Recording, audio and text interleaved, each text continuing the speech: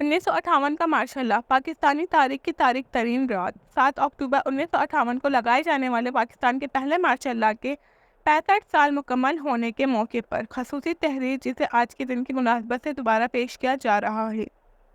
General Ayub Khan اپنی آپ بیٹی فرینڈس ناٹ ماسٹرز میں لکھتے ہیں کہ میں 5 اکتوبر کو کراچی پہنچا اور سیدھا جنرل اسکندر مرزا سے ملنے گیا۔ وہ لان میں بیٹھے ہوئے تھے، تلخ، متفکر اور مایوس۔ میں نے پوچھا کہ آپ نے اچھی طرح سوچ بچار کر لیا ہے سر؟ ہاں۔ کیا اس کے سوا کوئی اور چارہ نہیں؟ اسکندر مرزا نے جواب دیا، نہیں، اس کے سوا کوئی اور چارہ نہیں۔ میں نے سوچا کہ کتنی بدقسمتی کی بات ہے کہ حالات ایسے موڑ تک پہنچ گئے ہیں کہ یہ سب قدم اٹھانا پڑ رہا ہے، لیکن اس سے کوئی مفر نہیں تھا۔ یہ ملک بچانے کی آخری کوشش تھی۔ اس گفتگو کے 2 دن بعد 7 اور 8 اکتوبر 1958 کی درمیانی شب پاکستان کے پہلے صدر جنرل اسکندر مرزا نے آئین معطل اسمبلیاں، تحریر اور سیاسی جماعتیں کل عدم قرار دے کر ملک کی تاریخ کا پہلا مارشل لا لگا دیا اور اس وقت کے آرمی چیف ایوب خان کو مارشل لا ایڈمنسٹریٹر مقرر کر دیا، جو کہ یہ پہلی کوشش تھی۔ اس لیے اس اولین مارشل لا میں میرے عزیز ہم وطنوں وغیرہ کے عنوان سے ریڈیو ٹی وی تو خیر ابھی آیا ہی نہیں تھا، پر کوئی تقریر نہیں ہوئی، بس ٹاپ رائٹر پر لکھا ایک فیصلہ رات کے 10:30 بجے سائیکلوسٹائل کر کے اخباروں کے دفتروں اور سفارت خانوں کو بھیج دیا گیا۔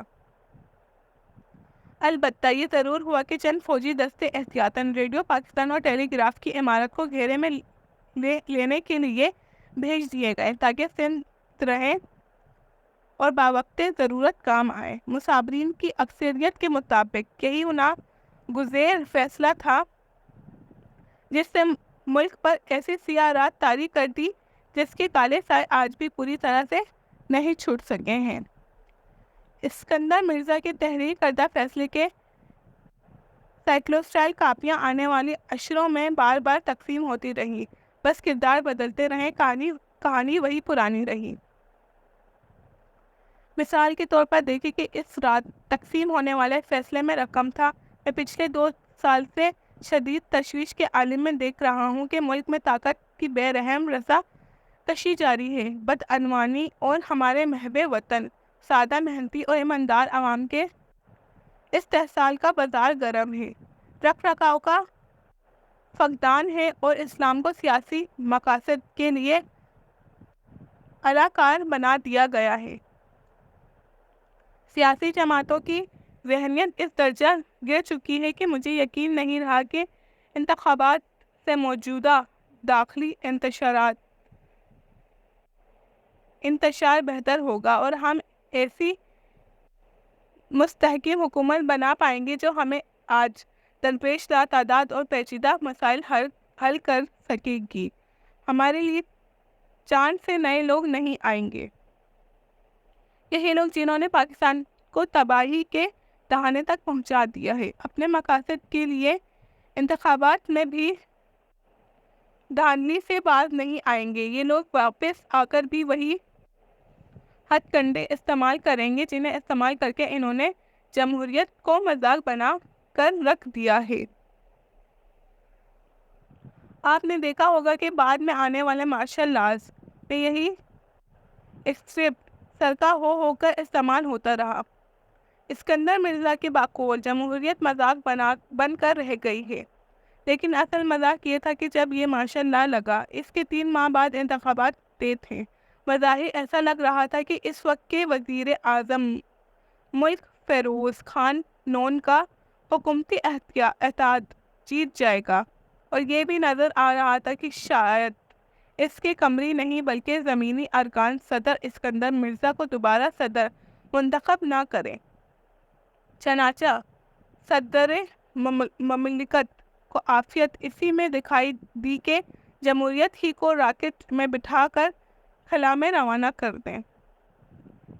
اس کی تائید بیرونی ذرا سے بھی ہوتی ہے۔ مارشل لا کے نفاذ سے کچھ ہی عرصہ قبل برطانوی high commissioner sir Alexander Symon نے اپنی حکومت کو جو خفیہ مراسلہ بھیجا۔ اس میں درج تھا کہ صدر پاکستان نے انہیں بتایا کہ اگر انتخابات کے بعد تشکیل پانے والی حکومت میں ناپسندیدہ عناصر موجود ہوئے تو وہ مداخلت کریں گے۔ سر الیگزینڈر نے اسی مراسلے میں لکھا کہ ناپسندیدہ عناصر سے مراد وہ ارکان اسمبلی ہیں جو سکندر مرزا کو دوبارہ صدر بنانے کے لیے ووٹ نہ دیں۔ اسکندر مرزا کو جمہوریت اور آئین کا کس قدر پاس تھا، اس کی ایک مثال ان کی سیکریٹری قدرت اللہ شہاب کی زبانی مل جاتی ہے۔ شہاب اپنی آپ بیتی شہاب نامہ میں لکھتے ہیں کہ 22 ستمبر 1958 کو صدر پاکستان اسکندر مرزا نے انہیں بلایا۔ ان کے ہاتھ میں پاکستان کے آئین کی ایک جلد تھی۔ انہوں نے اس کتاب کی طرف اشارہ کر کے کہا، تم نے اس ٹریش کو پڑھا ہے؟ جس آئین کے تحت حلف اٹھا کر وہ کرسی صدارت پر براجمان تھے، اس کے متعلق ان کی زبان سے ٹریش، کچرا، کوڑا کا لفظ سن کر میرا منہ کھلا کا کھلا رہ گیا۔ 23 مارچ 1956 کو منظور ہونے والے جس آئین کو مرزا صاحب نے کوڑا قرار دیا تھا، وہ آئین پاکستان کی دستور اسمبلی نے انہیں کی ولولہ انگریز قیادت میں تیار کیا تھا۔ اس آئین کے تحت پاکستان برطانیہ عظمیٰ کی ڈومینین سے نکل کر ایک خود مختار ملک کی حیثیت سے ابھرا تھا اور اسی آئین نے پاکستان کو اسلامی جمہوریہ قرار دیا تھا۔ لیکن ایک اڑچن یہ تھی کہ اس آئین کے تحت صدر کا عہدہ وزیر اعظم سے برتر قرار دیا گیا تھا اور اس میں 58 ڈوبی قسم کی کچھ ایسی شک ڈالی گئی تھی کہ صدر وزیر اعظم کو کسی بھی وقت یک بینی دو گوش نکال باہر کر سکتے تھے۔ اسکندر مرزا نے شک کی شمشیری برہنہ کا وہ بے زرق استعمال کیا کہ اس کے مقابلے پر 58 ڈوبی کند چھری دکھائی دیتی ہے۔ انہوں نے جن وزرائے اعظم کا شکار کیا، ان کی فہرست دیکھیے۔ محمد علی بوگرا 17 اپریل تا 12 اگست 1955 ان سے استعفی آئین منظور ہونے سے پہلے لیا گیا تھا۔ چودھری محمد علی 12 اگست 55 تا 12 ستمبر 56 حسین شہید سہروردی 12 اکتوبر 56 تا 17 ستمبر 52 آئی چندریگر 17 اکتوبر 57 تا 16 دسمبر 57 ملک فیروز خان نون 16 دسمبر 57 تا 7 اکتوبر 58 پاکستانی وزیر اعظموں کی اس میوزیکل چیئر کے بارے میں ہندوستان کے وزیر اعظم جواہر لال نہرو سے منسوب یہ فقرہ اکثر دہرایا جاتا ہے کہ میں نے تو اتنی جلدی دھوتیاں بھی نہیں بدلتا جتنی جلدی پاکستانی وزیر اعظم بدل لیتے ہیں۔ اسکندر مرزا کی محلاتی سازشوں کی ایک جھلک ایک بار پھر شہاب نامہ کے صفحوں میں سے دیکھیے۔ اسکندر مرزا کو گورنر جنرل بننے 3 روز ہوئے تھے کہ شام کے 5 بجے مجھے گھر پر مسٹر سہروردی نے ٹیلی فون کر کے پوچھا، پرائم منسٹر کے طور پر میرا حلف لینے کے لیے کون سی تاریخ مقرر ہوئی ہے؟ یہ سوال سن کر مجھے بڑا تعجب ہوا کیونکہ مجھے اس کے متعلق کچھ بھی معلوم نہیں تھا۔ یہی بات میں نے انہیں بتائی تو مسٹر سہروردی غصے سے بولے، تم کس طرح کے نکمے سیکریٹری ہو؟ فیصلہ ہو چکا ہے، اب صرف تفصیلات کا انتظار ہے۔ فوراً گورنر جنرل کے پاس جاؤ اور حلف لینے کے لیے تاریخ اور وقت معلوم کر مجھے خبر دو، میں انتظار کروں گا۔ مجبوراً میں اسکندر مرزا صاحب کے پاس گیا۔ وہ اپنے چند دوستوں کے ساتھ برج کھیل رہے تھے۔ موقع پا کر میں انہیں کمرے سے باہر لے گیا اور انہیں مسٹر سہروردی والی بات بتائی۔ یہ سن کر وہ خوب ہنسے اور اندر جا کر اپنے دوستوں سے بولے، تم نے کچھ سنا؟ سہروردی وزیر اعظم کا حلف لینے کا وقت پوچھ رہا ہے۔ اس پر سب نے تاش کے پتے زور زور سے میز پر مارے اور بڑے اونچے فرمائشی کہکے بلند کیے۔ کچھ دیر اچھی خاصی ہڑبونگ جاری رہی۔ اس کے بعد گورنر جنرل نے مجھے کہا، میری طرف سے تمہیں اجازت ہے کہ تم سہروردی کو بتا دو کہ حلف برادری کی تقریب پرسوں منعقد ہوئی ہے اور چودھری محمد علی وزیر اعظم کا حلف اٹھائیں گے۔ وہاں سے میں سیدھا مسٹر سہروردی کے ہاں پہنچا اور ان کو یہ خبر سنائی۔ ایسا دکھائی دیتا کہ ان کے ساتھ کچھ وعدے ہو چکے تھے۔ اس نئی صورتحال پر وہ بڑے جلائے اور میرے سامنے انہوں نے بس اتنا کہا، اچھا پھر وہی محلاتی سازش۔ لیکن جیسا کہ ہوتا آیا ہے، آخرکار صدر مملکت کی محلاتی سازشیں خود انہیں پر بھاری پڑ گئیں۔ اسکندر مرزا نے صرف سفارش کر کے جونیئر افسر ایوب خان کو آرمی چیف لگوایا تھا، بلکہ مارشل لا سے صرف 3 مہینے پہلے ان کی مدت ملازمت میں 2 سال کی توسیع کی تھی۔ انہیں ایوب خان نے مارشل لا کے 20 دن کے اندر اندر اسکندر مرزا کو جہاز میں لدوا کر کھلا تو نہیں، البتہ پہلے کوئٹہ اور پھر برطانیہ بھجوا دیا۔ آپ نے دیکھا ہوگا کہ یہ اسکرپٹ بھی پاکستان میں اتنا چلا ہے کہ گھس پٹ گیا ہے کہ جو جس آرمی چیف کو لگاتا ہے وہی اس کے قدموں تلے سے قالین کھینچ لیتا ہے۔ تو کون تھے یہ مبینہ باز نیتی محلاتی ساز اسکندر مرزا، جنہوں نے پاکستانی وزارت عظمیٰ کو دھوتی بنا کر رکھ دیا تھا؟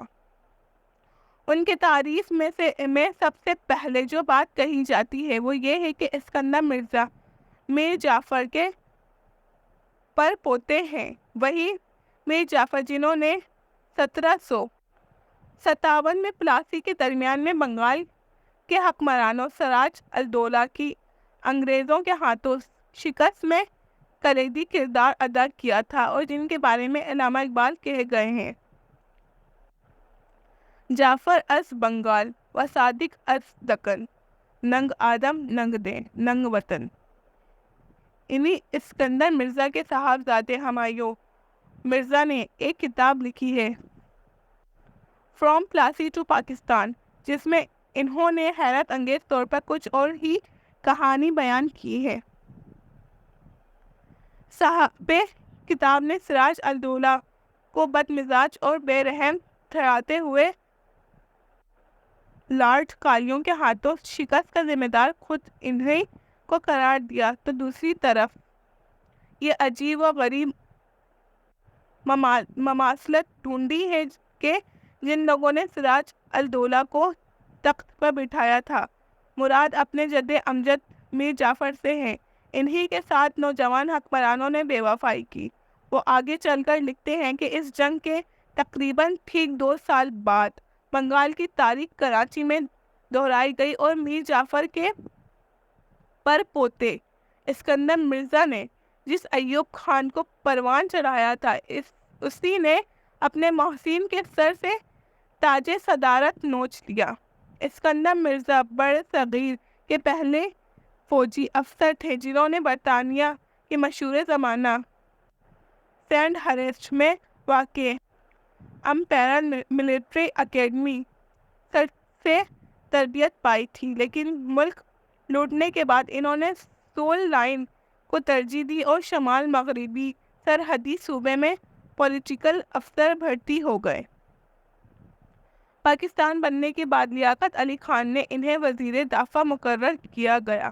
جب گورنر جنرل غلام محمد نے بوجھ خرابی صحت استعفیٰ دے دیا تو ان کی جگہ اسکندر مرزا گورنر جنرل بن گئے۔ ان کے بعد جو کچھ ہوا وہ تاریخ کا حصہ ہے۔ تاریخ کا حصہ یہ بھی ہے کہ 7 اکتوبر کو مارشل لا نافذ کرنے کے بعد اسکندر مرزا کو جلدی احساس ہو گیا کہ آئین معطل کر کے اس اسمبلی تحلیل کر کے انہوں نے در حقیقت وہی شاخ کاٹ ڈالی ہے جس پر ان کا قیام تھا۔ چنانچہ اسکندر مرزا کی 7 اور 27 اکتوبر کے درمیانی 20 دن بڑے مصروف گزرے۔ اس دوران انہوں نے پہلے تو فوج کے اندر ایوب مخالف داڑوں کو شیر دے کر ایوب خان کا پتہ صاف کرنے کی کوشش کی۔ جب اس میں ناکامی ہوئی تو 24 اکتوبر کو ایوب خان کو چیف مارشل لا ایڈمنسٹریٹر کے عہدے سے الگ کر کے وزیر اعظم بنا ڈالا، لیکن ایوب خان کو برابر اسکندر مرزا کی محلاتی سازشوں کی اطلاعات ملتی رہیں۔ وہ فرینڈس نوٹ ماسٹرز میں لکھتے ہیں، ہمیں اطلاع ملی کہ ان کی بیوی بیگم ناہید مرزا ان سے ہر وقت لڑتی جھگڑتی رہتی ہیں کہ جب تم نے ایک غلطی کر ہی دی ہے تو اب ایوب خان کو بھی صفایا کر دو۔ میں ان کے پاس گیا اور کہا، آپ چاہتے کیا ہیں؟ سنا ہے آپ فوجی افسروں کی گرفتاری کے حکم دیتے پھر رہے ہیں۔ انہوں نے تردید کی، آپ کو غلط خبر ملی ہے۔ میں نے کہا، دیکھیے یہ عیاری اور چال بازی ختم کیجیے، ہوشیار رہیے، آپ آگ سے کھیل رہے ہیں۔ ہم سب آپ کی وفاداری کا دم بھرتے ہیں، پھر آپ ایسی شرارتیں کیوں کر رہے ہیں؟ ایوب خان نے بھی بھانپ لیا کہ اگر آئین نہیں ہے تو پھر صدر کا عہدہ چاہ معنی دارت، آئینی شاخ نہیں تو پھر صدارتی عرشانہ کیسا؟ 27 اکتوبر کی رات جنرل برکی، جنرل اعظم اور جنرل خالد شیخ اسکندر مرزا کے گھر پہنچ گئے۔ ملازموں نے بطریق کہا کہ صاحب اس وقت آرام کر رہے ہیں، لیکن جنرل اتنی آسانی سے کہاں ٹلتے ہیں۔ انہوں نے سلیپنگ گاؤن ہی میں صدر سے پہلے سے ٹائپ شدہ استعفے پر دستخط لے لیے اور کہا کہ اپنا سامان اٹھا لیں، آپ کو ابھی اسی وقت ایوان صدر سے نکالنا ہوگا۔